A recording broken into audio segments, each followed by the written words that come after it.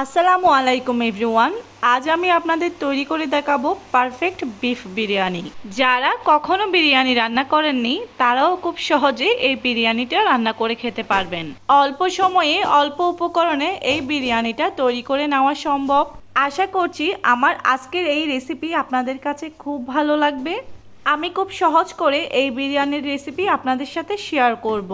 বিরিয়ানির জন্য প্রথমে মাংসটা ম্যারিনেট করে নেব। এখানে আমি 1 কেজি পরিমাণ গরুর মাংস নিয়েছি। মাংসটা আমি রেগুলার সাইজ করে কেটে নিয়েছি এবং কেটে খুব ভালো করে ধুয়ে নিয়েছি। আপনি চাইলে এখানে গরুর মাংসের পরিবর্তে খাসি বা ভেড়ার মাংসও দিতে পারেন। এবারে মাংসের মধ্যে দিয়ে দিচ্ছি 2 টেবিল চামচ পরিমাণ পেঁয়াজ বাটা, 1.5 টেবিল চামচ পরিমাণ দিয়ে দিচ্ছি রসুন বাটা, 1.5 টেবিল চামচ পরিমাণ দিয়ে দিচ্ছি আদা বাটা, দিয়ে দিচ্ছি স্বাদ অনুযায়ী লবণ।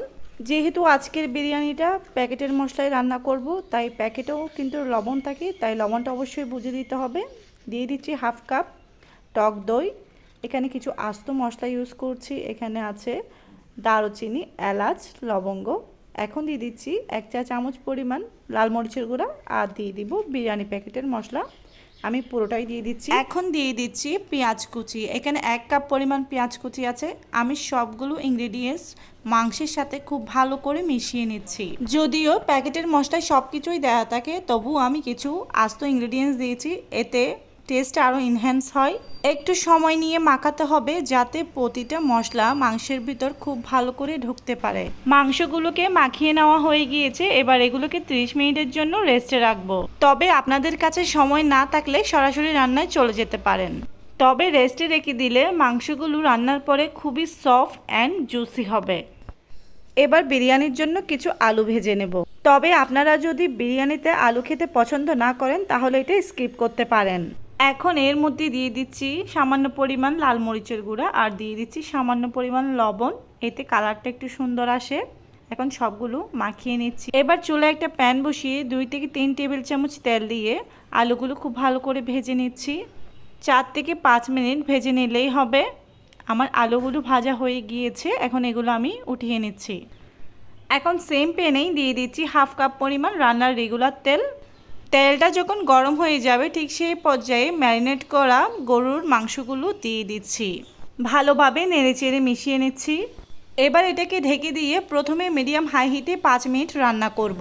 5 মিনিট পর ঢাকনা তুলে মাংসগুলোকে একটু নেড়েচেড়ে দিচ্ছি। মাংস থেকে পানি বের হওয়া শুরু হয়েছে। নেড়েচেড়ে দেওয়ার পর আবারও ঢেকে দিচ্ছি। প্রায় 8 থেকে 10 মিনিট পর মাংস থেকে পুরোপুরি পানি বেরিয়েছে। আবারও নেড়েচেড়ে দিচ্ছি। এখন এটা ঢেকে দিয়ে চুলার আঁচটা মিডিয়াম থেকে আরেকটু কমিয়ে দিয়ে 15 থেকে 20 মিনিট রান্না করব। তবে অবশ্যই একটু পরপর নেড়েচেড়ে দিতে হবে, তা না হলে নিচে লেগে যেতে পারে। ফিরে এলাম প্রায় 15-20 মিনিট পর। মাংসটা খুব ভালোভাবে কষে গিয়ে প্রায় 80% পর্যন্ত সিদ্ধ হয়ে গিয়েছে।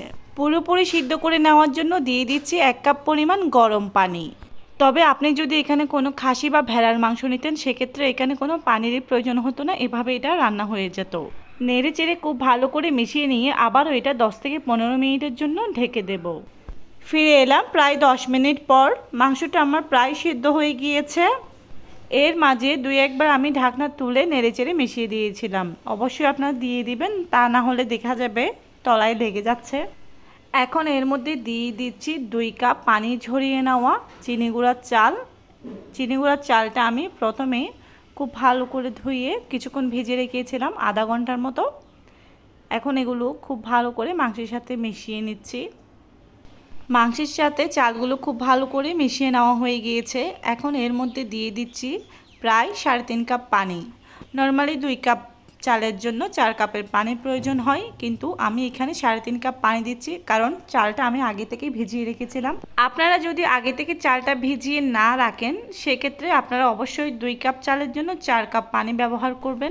এখন এর মধ্যে ভেজে রাখা আলুগুলো দিয়ে দিচ্ছি। আলুগুলো জাস্ট ভেজেছিলাম, এটা খুব ভালো করে সিদ্ধ হয়নি, তাই এই পর্যায়ে আমি দিয়ে দিচ্ছি। এখন হাই হিটে 2 থেকে 3 মিনিট ঢাকনা দিয়ে ঢেকে এটা আমি রান্না করব। 2 থেকে 3 মিনিট পরেই দেখবেন চালগুলো কিন্তু মাখা মাখা হয়ে গিয়েছে। এখন আবারও সবগুলো মিশ্রণ আমি খুব ভালো করে মিশিয়ে নিচ্ছি আর দিয়ে দিচ্ছি প্রয়োজন অনুযায়ী লবণ। লবণটা প্রথমেই দিয়েছিলাম সেটা মাংসের জন্য ছিল, এখন দিচ্ছি চালের জন্য। এরপর আর লবণ দেওয়া যাবে না, তাই আপনারা চেষ্টা করবেন এই পর্যায়ে লবণটা দিয়ে দিতে। এখন দিয়ে দিচ্ছি কয়েকটা আস্ত কাঁচামরিচ।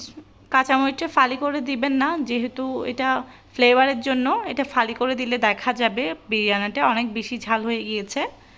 এখন ঢাকনা দিয়ে ঢেকে দিচ্ছি। চুলার আঁচটা কিন্তু একদম লোতে রাখতে হবে। আপনারা চাইলে এখানে তাওয়াও ব্যবহার করতে পারেন, সেক্ষেত্রে কিন্তু তলায় লেগে যাওয়ার কোনো চান্স থাকবে না। এখন প্রায় 15 থেকে 20 মিনিটের জন্য বিরিয়ানিটা দমে রাখতে হবে। ফিরে এলাম 20 মিনিট পর। দেখতেই পাচ্ছেন বিরিয়ানিটা কিন্তু রেডি হয়ে গিয়েছে।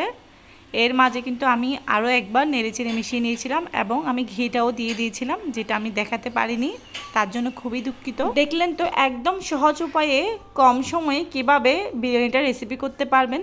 আশা করছি রেসিপিটা আপনাদের খুবই ভালো লেগেছে। রেসিপিটা যদি ভালো লেগে থাকে please like, share and comment করতে ভুলবেন না। আর আমার চ্যানেলটা যদি সাবস্ক্রাইব করা না থাকে প্লিজ সাবস্ক্রাইব করে দেবেন।